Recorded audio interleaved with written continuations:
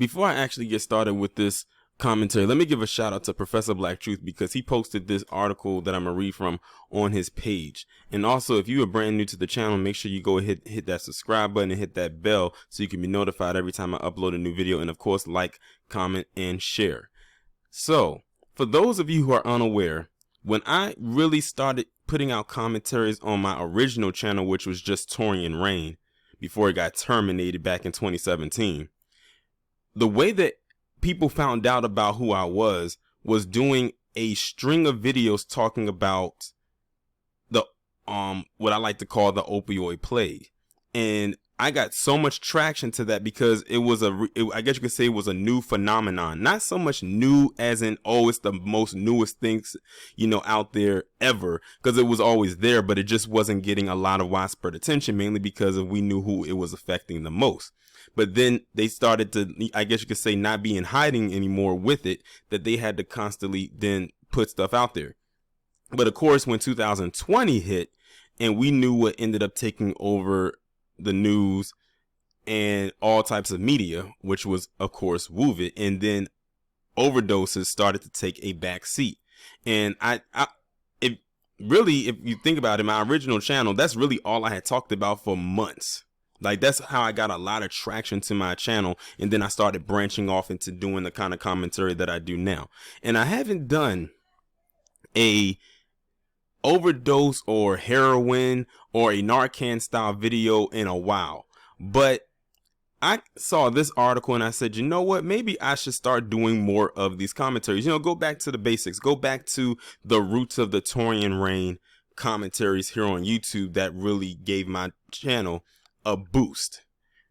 And this article came up that was posted on January 23rd, 2022. Now, as you can see, that is the Narcan nasal spray that you see right there in the picture. Now, the article is probably going to explain what it is, but Narcan is basically something given to anybody who overdoses on heroin or any type of opioid to bring them back from being damn near dead. So I'm going to go ahead and read this article, and the title reads, Youth Overdose Death Renews Pleas for Narcan in Schools. So basically, somebody overdosed on some type of an opioid and they are trying to pressure schools in order to get Narcan in the schools. And we already know who or what demographic they're talking about. It doesn't take a rocket scientist.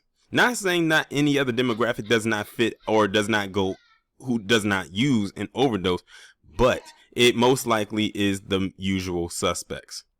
And this article or this story is coming out of Hartford, Connecticut.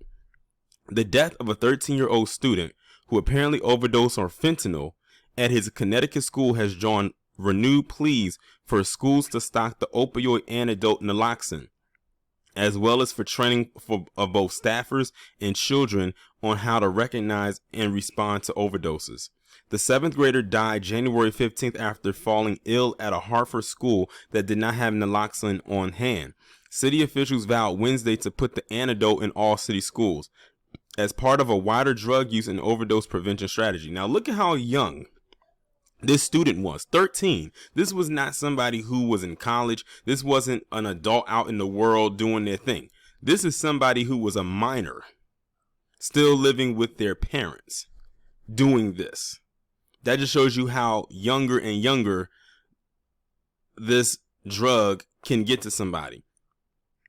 But that shouldn't even be seen as a surprise. You'll be surprised. You won't even be shocked. You shouldn't even be shocked at the stuff that a lot of kids get their hands on. I remember back in the day, kids used to do all types of stuff to get high. Like what glue, preferably that hot glue. Y'all know that glue that comes in that bottle that's hot and clear that you have to use a brush to paint on and not the squeezy Elmer's glue. Some people find a way to get high for that. And also with the spray paint. So a lot of kids, back then were very creative in order to get their high and their fix. So this right here doesn't even shock me. Naloxone should be available in all schools, and there should be education on signs and symptoms of overdose and how to use this, said Dr. Craig Allen, Vice President of Addiction Services for Hartford Healthcare Behavioral Health Network. Unfortunately, a horrible incident like this happens, and suddenly everyone's vision is 2020. Now, here's the thing. And this actually right here, believe it or not, me talking about like heroin, like opioids and stuff like that, that's what kicked off my I feel nothing mantra little history for those of you who weren't around during that time. This is what kicked it off. Because for years, when it was black people who were affected by drugs, we didn't get this treatment. Our people did not get this treatment. There was only one or two options, jail or death. And sometimes both happened at the same time. Some people died in jail because they weren't getting the proper treatment during the I guess you can say the biggest portion of the of the crack era, which was like the 80s and early 90s. It's still reeling effects from it today. It's a residual effect today of what happened back then. But now that it's happening to mainly PC individuals of all ages and genders, now they want to have a call to action. I remember they tried to push so many legislation to try, I guess with 45, to make this a state of emergency, and he ignored it. Some of his supporters seem to forget that. But let's continue.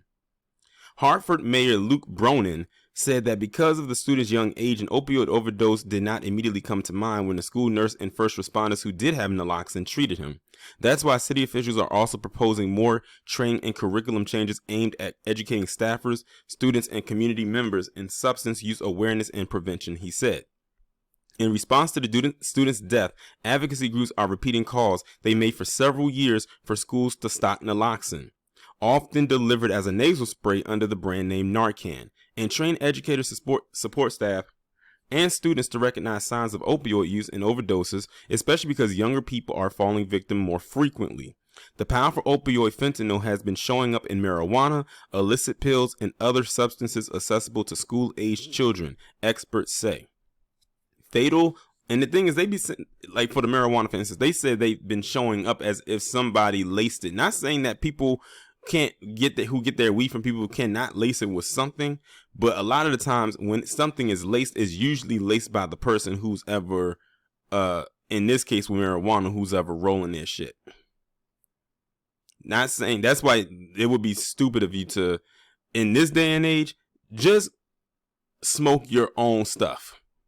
Don't even pass it around, because you don't know what people put in their into their blunts these days. I'm just being honest. Fatal overdoses in the U.S. are at record levels fueled by fentanyl and have been increasing among younger people, national data shows. The National Association of School Nurses has advocated for naloxone to be in all schools since 2015 and for school nurses to help educate their communities about the signs and symptoms of substance abuse. It's a very unfortunate outcome, Linda Mendonca, the association's president, said about the Hartford student's death. It brings us back to school preparedness and response plans. Having those in place is really critical. The association created a toolkit for school nurses that includes information on administering naloxone and educating the community about opioid problems. The kit has been downloaded from his website more than 49,000 times. That's crazy. It says more than 49,000 times, which is probably closer or over 50, but it's not less than 49. Ethan's Run Against Addiction is one of many advocacy groups that weighed in on social media about the Hartford student's death. It is named after Ethan Monson Dupuis, a 25-year-old Wisconsin man who died of a heroin overdose in 2016. This tragedy is unbearable. Our nation's opioid crisis has reached into the lives of children, into places where we want to assume they are safe.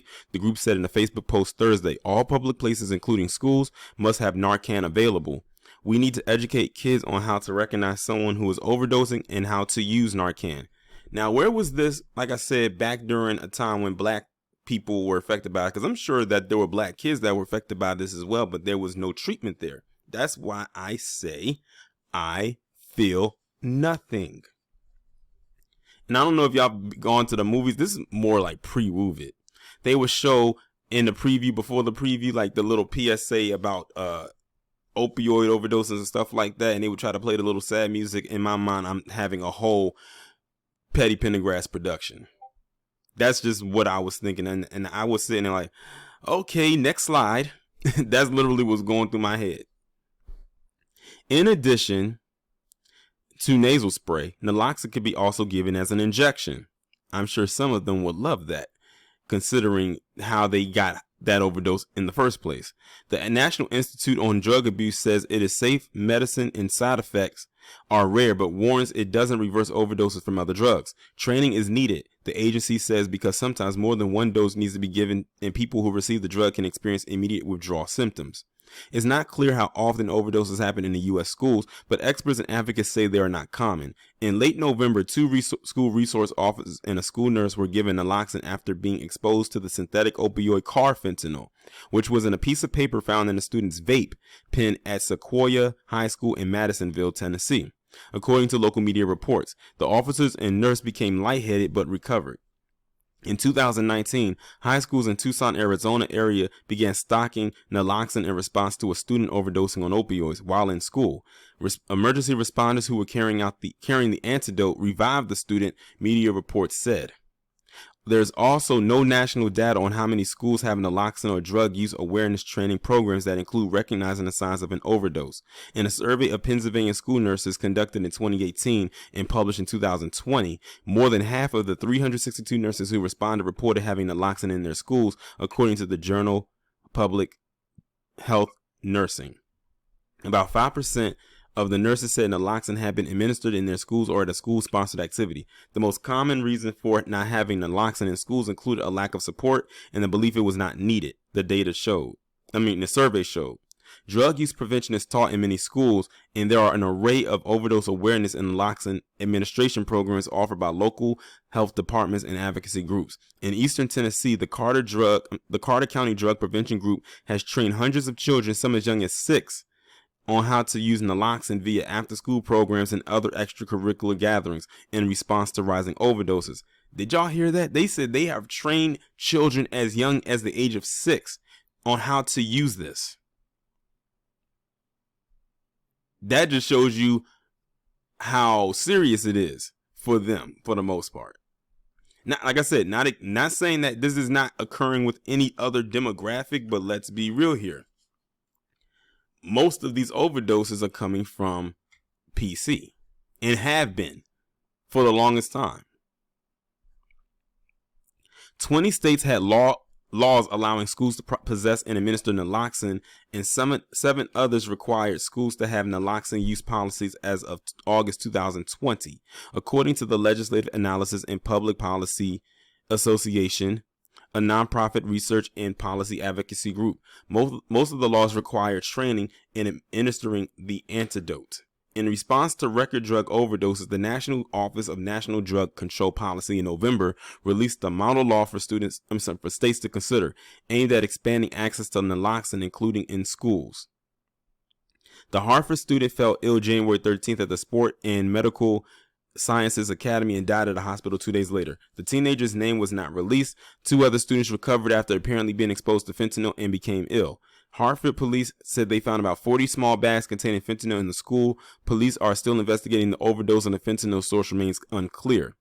According to the Centers for Disease Control and Prevention, the 15 to 24 age group saw the largest percentage increase in drug overdose death rates from 2019 to 2020 at 49%, but had the second lowest overall rates among age groups.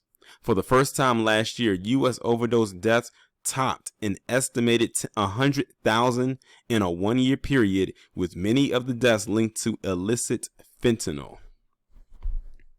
100,000.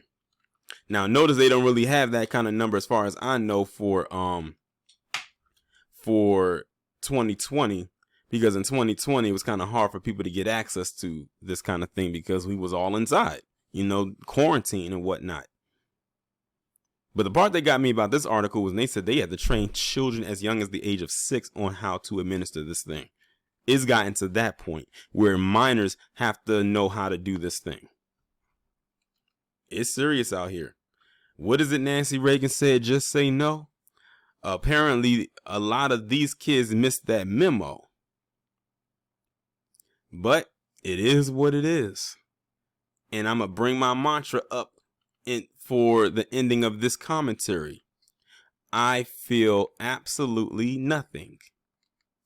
And with that being said, I'm going to go ahead and end the video on that note. Again, if you are new to the channel, make sure that you hit that subscribe button and that bell so you can be notified every time I upload a new video. Make sure to like, comment, share, and subscribe, and I will talk to you in the next one.